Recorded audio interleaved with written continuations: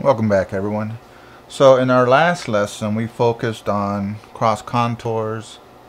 We talked about what cross contours were. We learned how to put them on three-dimensional forms. So in this lesson what I want to focus on is actually using cross contours to help you do other things. Okay? So let's go ahead and get started. First thing I want to show you is how you can use cross contours to help you open things up or cut things open in three dimensions. So let's take a look. For example, if I did a circle and I wanted to turn this circle into a bowl, I can actually take and decide where I want that cross contour line to be, where I want that bowl to be opened, put in my cross contour line, and then keep this part of the bowl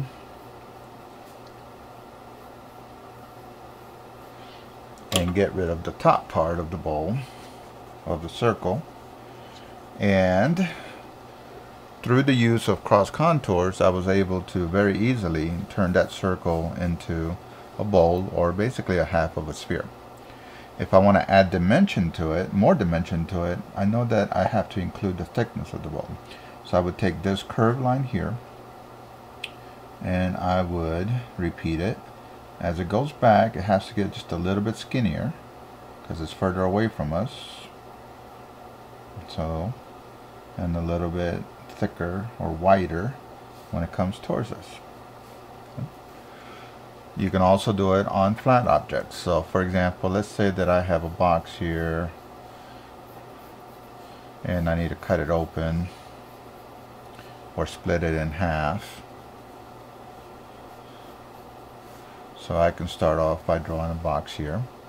Then I could decide where do I want to cut it open and then put in a couple cross contours. So let's say that I want to split this in half.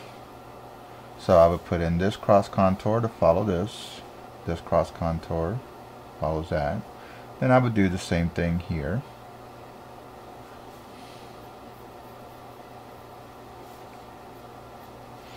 And then just by simply erasing the stuff in the middle, that one big rectangular box becomes two. All I have to do is bring this down a little bit here and move this line back here.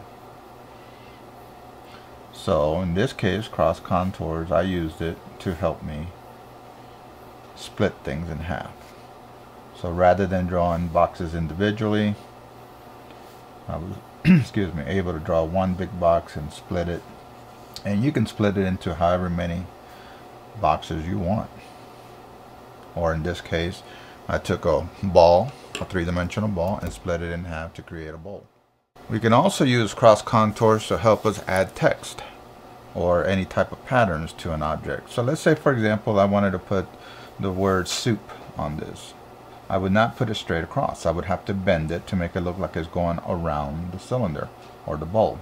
So I could take my cross contour lines, put them in nice and light. Remember, cross contours are guidelines, so don't put them in too dark. And now when I put the word soup and I follow my cross contours, they're actually going to follow the shape of the bowl.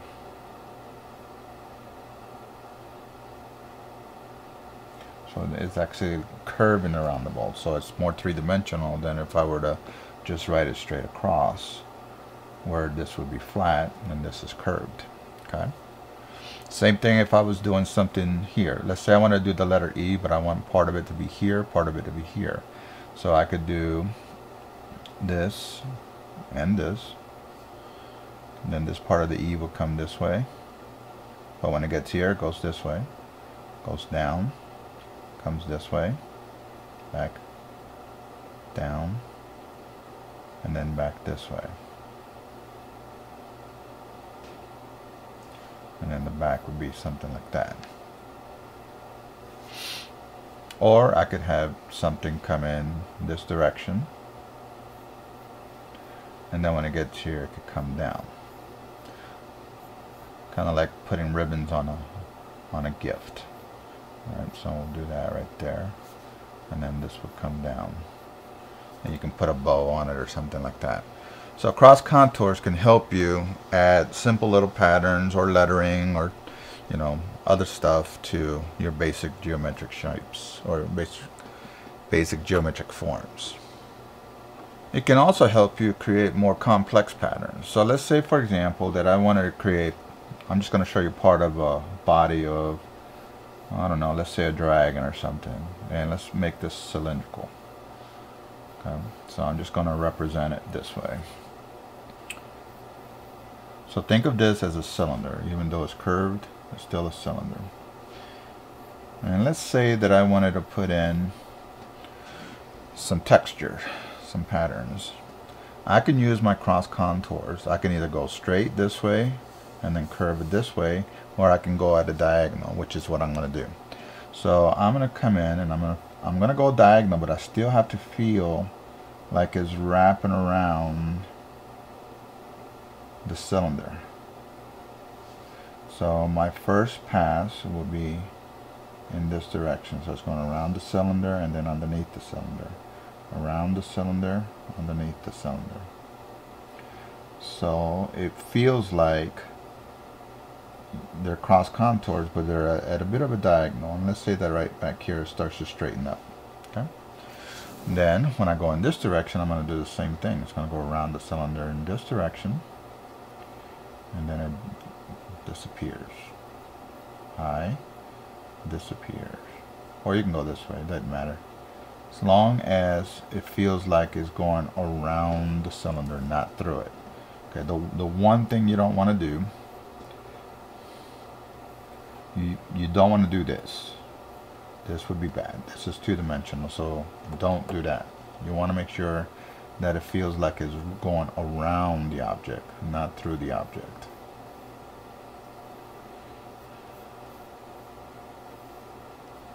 Once you have it more or less the way you want it, then you can use that to create your pattern. On this particular one, they were just diamond patterns. But check it out. When I start to darken up the individual lines, you can see that the diamond pattern is actually wrapping around the object. And by darkening these up, and I'm actually roughing them up a little bit so it looks more natural, it gives that little space between the I guess they're scales. I could have made them overlapping if I wanted to. When I get here, I want to create that little bump there so that it feels like there's actually some texture there.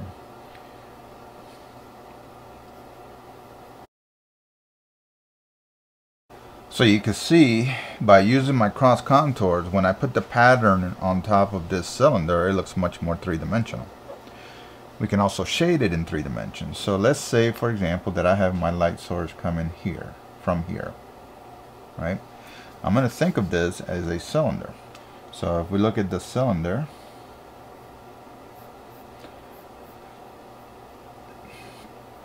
if the light source is coming from this side, then we know that the light's going to do this. It's going to bend around, which means that the underside here is going to be dark. Your highlight is probably going to be somewhere here, and then your midtone is going to be here. So I can represent it just like this.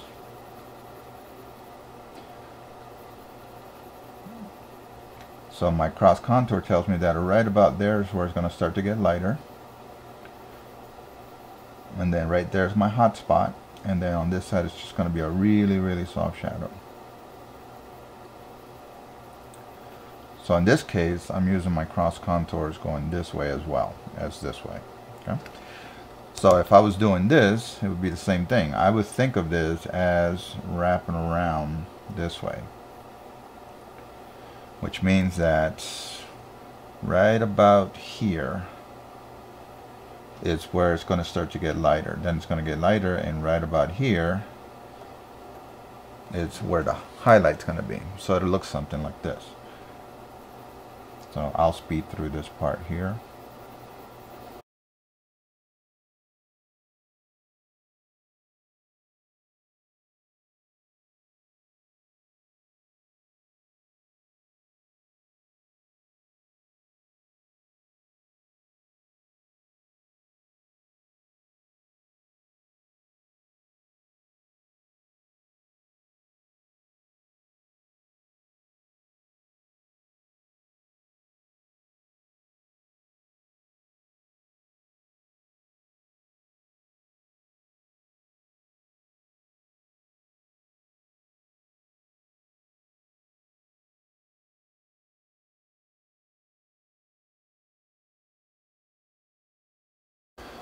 So as you can see here, I ran out of battery, so I did this one off camera.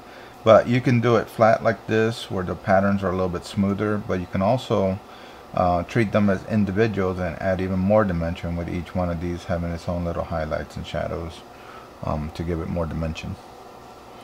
And then you can also use cross contours when you want to add on. So let's see, I'll do it on the back of this.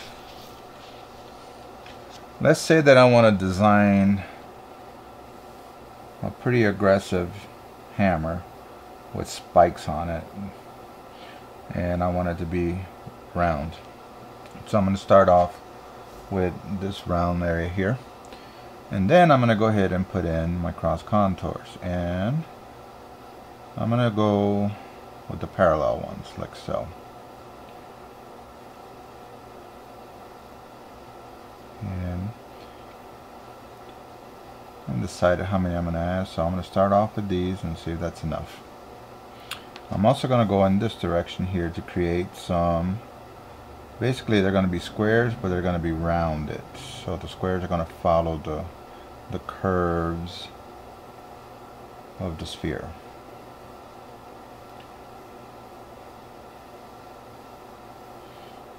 Okay, so we're going to use these cross contour lines in order to add on.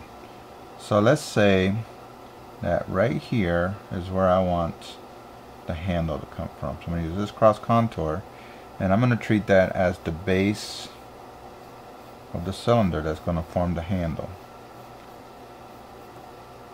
And then back here, I'm going to go ahead and extend it out a little bit, and then add another oval here.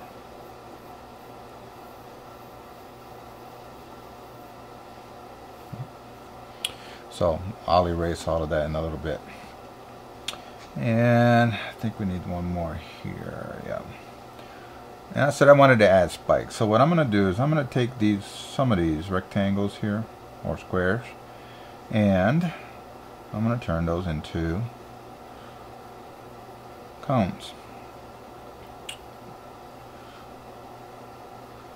So like this one here, I can make this one go in this direction if I want to.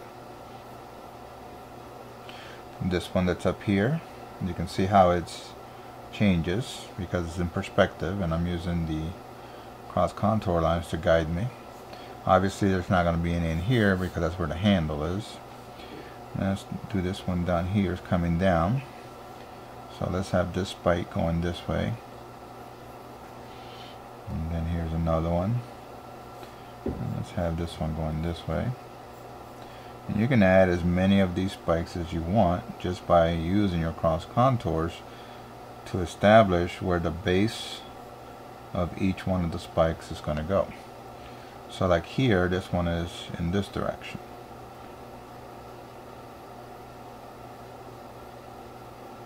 If I wanted one here, it would be pretty big, and it's going to be coming towards me this way.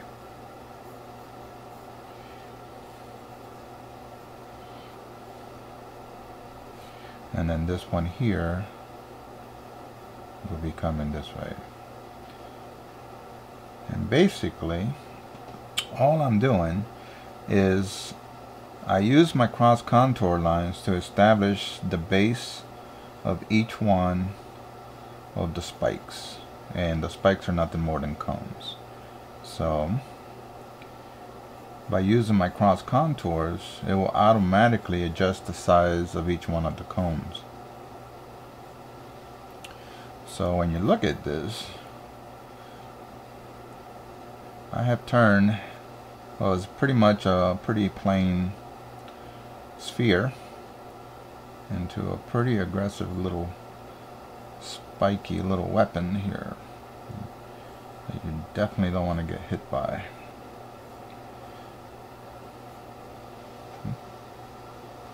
Now over here, obviously everything that's in here, we don't want the handle to be see-through, so I'll get rid of some of that. And right where the handle enters, I'm going to go ahead and put in some rope right here. So I'm still following my cross contours to make the rope look like it's going around.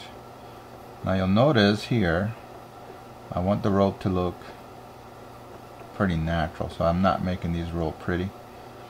I want them to look kind of jagged, like it's been used quite a bit, but I want to make sure that I'm following those curves. Same thing back here where the handle would be, where the person grabs onto it. So I know that back here they usually put some sort of a rope or something so that you get a better grip. And the big thing is here, make sure that you're following your cross contours. Back here that wouldn't be, right? This would be like the back of the wood. So like if this was wood, then you would actually see the rings of the tree. You can even have like little cracks and stuff in it to make it look like the wood. And in this direction, you would have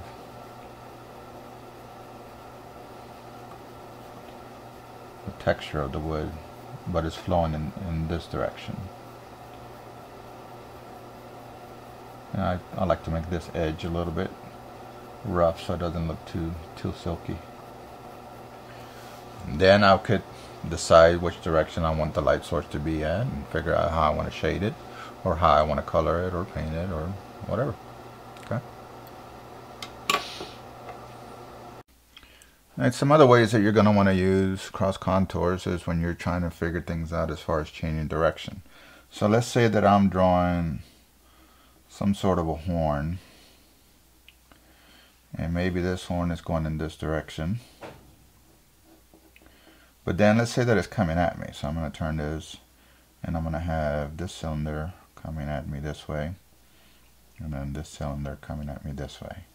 So the horn's going to do something like that. Okay. Well, each part of the horn has to be treated separately. So for example, if I'm going to add cross contours, let's say that I want to make this a texture horn, then this portion of the horn, the cross contour lines and the patterns of the horn will actually be going in this direction. But then when I get here, they're going in this direction. But back here, they're going in this direction.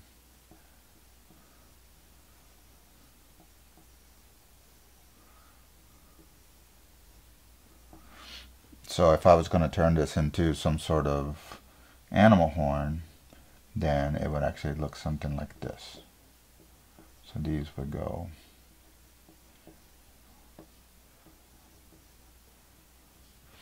but these would come this way.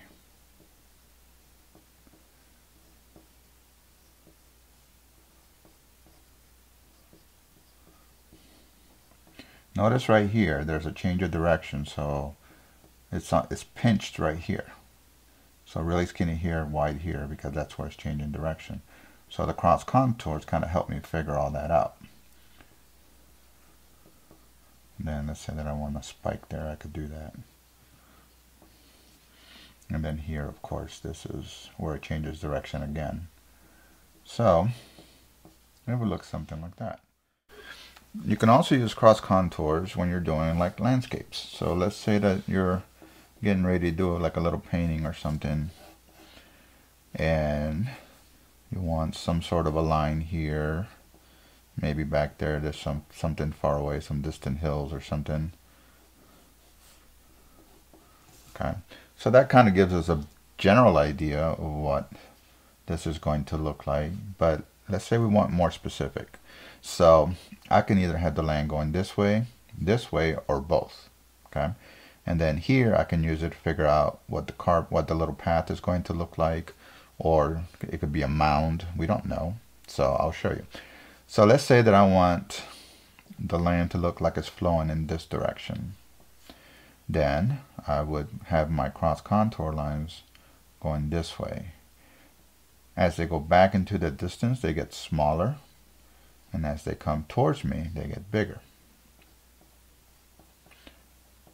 And notice I can't see behind this hill. That's why you don't see them. I'll show you how to make those reappear. Okay. But let's say that the land on this side is actually doing more like this. So then my cross contours would go in this direction. And you can see right here, that's a drop off. So that means that the path would be something like this. So it's kind of like a little depression in the ground where the path would be. And we don't know how big that hill is. We can't see it. And if depending on how much you curve this, so like if you curve it a lot, it'll look like a gully. But if you curve it just a little bit, it'll look like a little depression. So your cross contours, you can actually use it to determine how deep you want things to be or how high you want it to be. That same path, for example, if I did it here and I went in a different direction, going up instead of down would actually turn into a mound instead of a depression.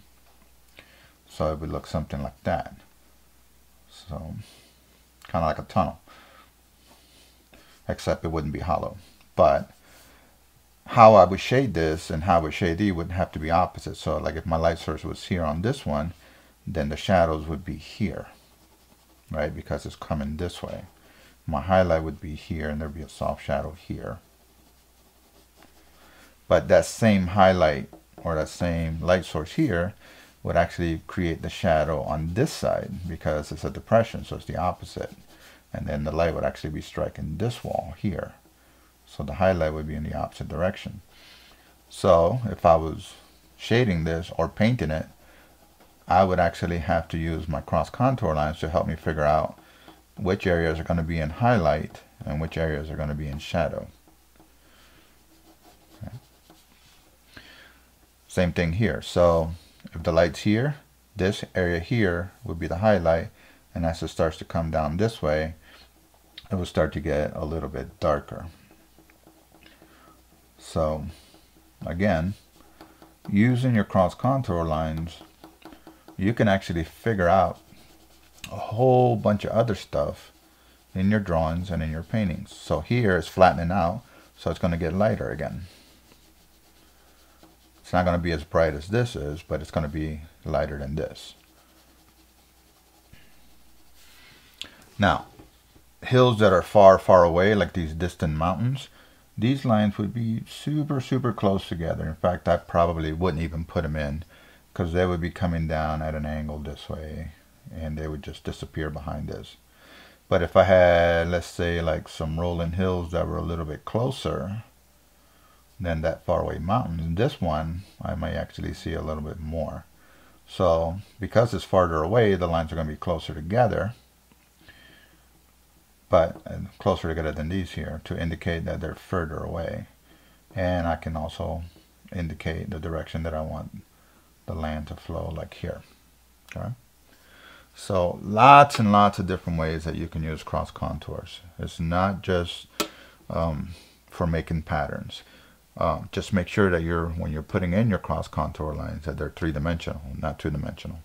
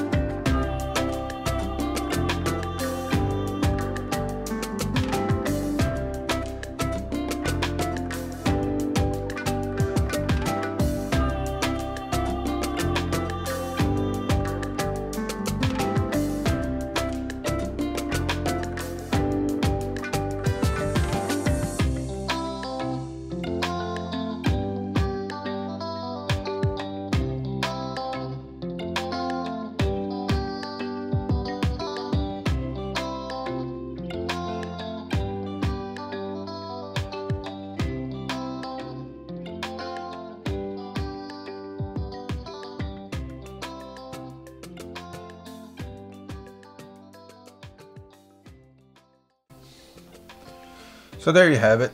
There's an example of how cross contours can help you not only with the drawing portions of it to make it look three-dimensional, but also how to add your patterns, how to add your textures, and how to add your value changes so that everything looks three-dimensional. So practice using cross contours anytime you're trying to draw or paint in 3 dimensions. You'll get to the point where you won't have to always draw all of the cross contours, but at the beginning it's a good idea to go ahead and put them in there. They're just 3-dimensional guidelines, and as long as you make them light enough, then it shouldn't be a problem to get rid of them later. Okay, so have at it. Thanks for watching.